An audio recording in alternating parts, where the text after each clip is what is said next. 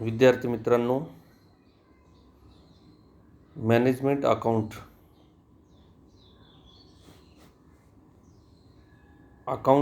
आपण बघितलेलं आहे. अकाउंटमध्ये कोणकोणत्या प्रक्रिया असतात. अकाउंटमध्ये जो काय ऐतिहासिक डाटा असतो, उदाहरणार्थ झालेला खर्च आणि इन्कम यावर आधारित फायनल अकाउंट तयार केले जातात. Trading account, profit and loss account and balance sheet. These are three types of statements and accounts are prepared on the basis of historical data. व्यवसायामध्ये वर्षभरात जे काही खर्च उत्पन्न होते, त्याची जी काही संख्या असते, त्याचे जे काही आकडे असतात, त्या आकड्यावर आधारित वर्षाच्या शेवटी व्यापार लेखा, लाभालाभ लेखा आणि स्थिती विवरण तयार केलं जात असतं. विद्यार्थी मित्रांनो, याच्यामध्ये म्हणजे तयार केलं, कशावर तयार केलं? जे काही प्रत्यक्ष झालेले खर्च असतील, प्रत्यक्ष झालेलं उत्पन्न असेल, प्रत्यक्ष जी काही देयता आहे, ती देयता आणि संपत्ती व्यवसायात जी काय असेल त्यावर आधारित हे फायनल अकाउंट तयार केले जात असतात. पण व्यवसायाशी त्याचा काय संबंध आहे, त्याचा परिणाम काय होतो?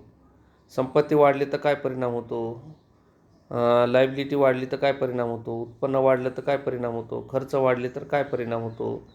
ग्रॉस प्रॉफिट कमी किंवा जास्त झाला तर काय परिणाम होतो? नेट प्रॉफिट कमी झाला किंवा जास्त झाला तर काय परिणाम होतो? किंवा एका वर्षामध्ये आणि दुसऱ्या वर्षामध्ये जे काय आकड्यांमध्ये बदल होतो, त्या बदलाच्या आकड्यांमुळे व्यवसायावर काय परिणाम होतो? ऋणकोमध्ये वाढ झाली तर काय परिणाम होतो? ऋणकोमध्ये घट झाली तर काय परिणाम होतो? एकूण संपत्तीमध्ये घट झाली तर काय परिणाम होतो? वाढ झाली तर काय परिणाम होतो? लायबिलिटीमध्ये वाढ झाली किंवा घट झाली तर काय परिणाम होतो? ग्रॉस प्रॉफिटमध्ये वाढ किंवा घट झाली तर काय परिणाम होतो? नेट प्रॉफिटमध्ये वाढ झाली किंवा घट झाली तर काय परिणाम होतो? तर हे पाहण्यासाठी मग मॅनेजमेंट अकाउंटचं जे टूल्स आहेत, ते टूल्स या ठिकाणी 3 प्रकारचे टूल्स आहेत. बघा, कोणकोणते आहेत? Comparative statement, common size statement and trend analysis statement. Comparative statement म्हणजे 2 वर्षातील आकड्यांमध्ये काय फरक झालेला त्याची कंपेअर केलं जातं, तुलना केली जाते. त्यानंतर कॉमन साईज, एकूण संपत्तीच्या प्रमाणामध्ये जी काही चालू संपत्ती असेल किंवा स्थिर संपत्ती असेल, त्या प्रत्येक फिगरचा एकूण संपत्तीचे काय परिणाम होतो किंवा बदल कसा होतो, हे या कॉमन साईज स्टेटमेंटमध्ये पाहिलं जातं. आणि ट्रेंड ॲनालिसिस म्हणजे बेसिक इयर, म्हणजे ज्या वर्षी आपण ॲनालिसिस करत आहोत, तर त्या ठिकाणी 10 वर्षाचे आकडे दिले असतात, 5 वर्षाचे आकडे दिलेले असतात. तर पहिल्या वर्षी जे काही आकडे दिले असतात त्याला 100% गृहीत धरले जात असतं.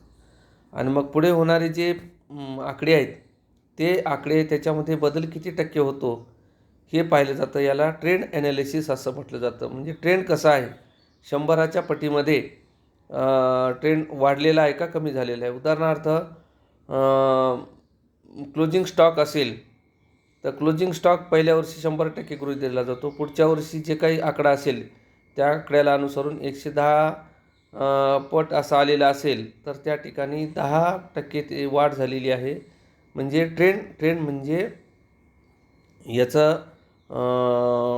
स्क्यू कसा आहे, व्ह्यू कसा आहे, वाढता आहे का कमी आहे, कमी झालेला आहे का वाढलेला आहे, वाढता तोल असेल तर तो कसा वाढलेला आहे, याला ट्रेंड ॲनालिसिस असं म्हटलं जात असतं. विद्यार्थी मित्रांनो, बघा, the financial account, that is trading account, profit and loss account and balance sheet indicates the financial health and position of enterprise.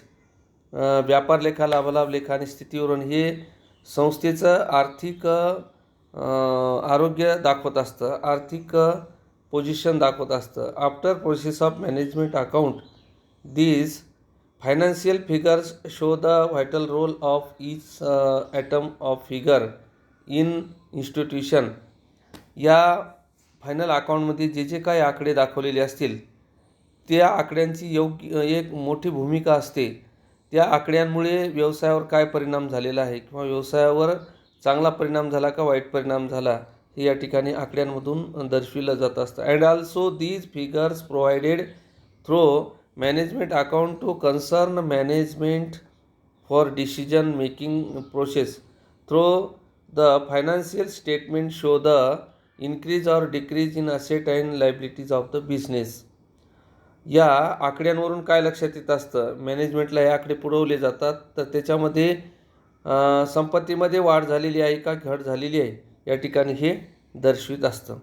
तर हे 3 प्रकारचे तंत्र आहेत, comparative statement, common size statement and trend analysis statement. विद्यार्थी मित्रांनो, आजच्या या व्हिडिओमध्ये आपल्याला कंपॅरेटिव्ह स्टेटमेंट कसं तयार केलं जातं हे पाहिलं जातं.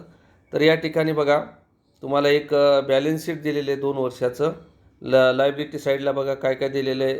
असेट अगोदर दिले आहेत आणि इकडं तर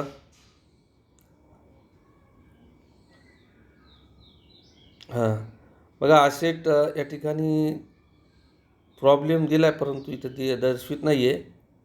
तर हा प्रॉब्लेम कसा दिलेला आहे ते पाहावं लागणार आहे. प्रॉब्लेम तो पूर्ण दिलेला नाही. तर तो प्रॉब्लेम बघा, असेट साईडला जे काही वेगवेगळ्या प्रकारचे असेट आहेत, स्टॉक आहे, सन्ड्री डेटर्स आहे, बिल्स पे रिसिवेबल आहे, कॅश इन हँड आहे, कॅश एट बँक आहे, बिल्डिंग, फर्निचर, टोटल असेट वगैरे या ठिकाणी दिलेलं आहे. बघा, या 2 वर्षामध्ये 10 आणि 11 वर्षामध्ये काय बदल झालेला आहे, वाढ झाली का आहे का घट झालेली आहे हे पाहिलं जात असतं. उदाहरणार्थ स्टॉकमध्ये 25,000 आणि 30,000 5,000 वाढ झालेली आहे. वाढ झालेली आहे तर किती टक्के वाढ झालेली आहे, म्हणजे 5,000 भागिले 25 गुणिले 100 म्हणजे 20% एवढी वाढ झालेली आहे. त्यानंतर दुसरं आहे बघा, सन्ड्री डेटर्स 50,000 40,000 10,000 घट झालेली आहे म्हणजे कमी झाले. तर किती घट झालेली आहे, तर 10,000 भागिले 50,000 गुणिले 100 म्हणजे 20% एवढे घट झालेली आहे. त्यानंतर बिल्स रिसिवेबल 30,000 आणि 50 म्हणजे वाढ झालेली 20,000. 20,000 भागिले 30 गुणिले 100 म्हणजे 67% जवळपास वाढ झालेली आहे. त्यानंतर कॅश इन हँड 15 आणि 14 1,000ची घट झालेली आहे. 6.67% एवढी घट झालेली आहे. कॅश एट बँक, बँकेमध्ये रक्कम जी आहे त्याच्यामध्ये 5,000ची वाढ झालेली आहे. 41% वाढ झालेली आहे. बिल्डिंग 2,50,000 3,00,000 म्हणजे 50,000ची वाढ झालेली आहे. 50,000 भागिले 2,50,000 गुणिले 100 म्हणजे 20% एवढी वाढ झालेली आहे. फर्निचरमध्ये 10-15 म्हणजे 5,000ची 50% एवढी वाढ झालेली आहे. एकूण असेटमध्ये 3,92,000 4,66,000 म्हणजे 85,000ची वाढ झालेली आणि घट मात्र 11,000ची झाली. याच्यातून मायनस केले याचं जर हे काढलं पर्सेंटेज तर ते अधिकचं 18.88% एवढी वाढ झालेली आपल्याला दिसून येते. त्याचबरोबर लायबिलिटी साईडचं सुद्धा या ठिकाणी कंपॅरेटिव्ह केलं जातं. 2 वर्षाचे आकडे दिलेत.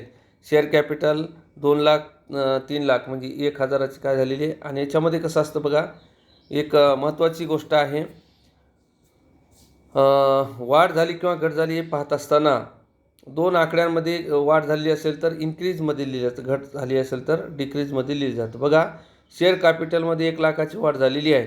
3,00,000 म्हणजे 1,00,000 भागिले 2,00,000 गुणिले 100 म्हणजे 50% एवढी वाढ झालेली आहे.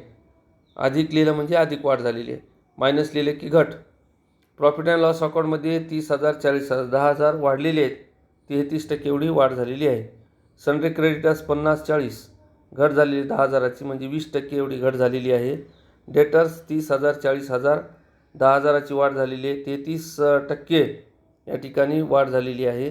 बँक लोन 50,000 30,000 घट झालेली आहे 20,000ची. 20,000 भागिले 50 गुणिले 100 म्हणजे -40% म्हणजे घट एवढी झालेली आहे. बिल्स पेएबल 30,000 आणि 15,000 म्हणजे 15,000 एवढी घट झालेली आहे. तर -50 एवढी घट झालेली आहे. त्यानंतर आउटस्टँडिंग एक्सपेन्सेस 2,000 1,000 काय झालेली आहे, घट झालेली आहे, 50% एवढी घट झालेली आहे. विद्यार्थी मित्रांनो, याप्रमाणे याचं ॲनालिसिस केल्याच्यानंतर म्हणजे त्याचं विश्लेषण केलं जातं. विश्लेषण आपण वरप्रमाणे केलेले आहे, वरीलप्रमाणे म्हणजे घट झाली काय वाढ झालेली आहे पाहिलेलं आहे आणि त्याची पर्सेंटेज काढलेलं आहे. आता या ठिकाणी इंटरप्रिटेशन ऑफ डाटा, वर जे आपण आकडे पाहिलेले आहेत त्या आकड्यांमध्ये घट किंवा वाढ झालेली आहे बघितलेलं आहे. किती टक्के वाढ झाली, किती टक्के घट झालेली आहे हे आपण बघितलेलं आहे. परंतु त्याचा परिणाम व्यवसायावर काय होतो त्याचं अर्थबोधन केलं जातं. इंटरप्रिटेशन म्हणजे अर्थबोधन. तर बघा अर्थबोधन आणि विश्लेषण कसं केलं जातं. Comparative statement show the increase and decrease and minus and plus percentage in the analysis of financial figure. Interpretation of data. Percentage of particular figures of asset and liabilities indicate the view of business. Interpretation of asset. Percentage of stock, bills receivable, bidding and furniture indicate positive investment of business. म्हणजे याच्यामध्ये जी घट झालेली आहे तर संपत्तीमध्ये वाढ म्हणजे त्या ठिकाणी बिझनेसमध्ये काय झालेली आहे प्रोग्रेसिव्ह इन्व्हेस्टमेंट आहे. Percentage of sundry debtors indicate cash inflow and cash in bank indicate strong balance of the business after the turnover. एवढी उलाढाल झाल्याच्यानंतर बँकेमध्ये जेवढी रक्कम शिल्लक आहे ती रक्कम आपल्याला व्यवसायाचं काय टर्नओव्हर लक्षात आणून देत असते. Interpretation of liabilities. 50% increase percentage of share capital indicate progressive fund of business म्हणजे फंड वाढलेला आहे, 50% फंड वाढलेला आहे.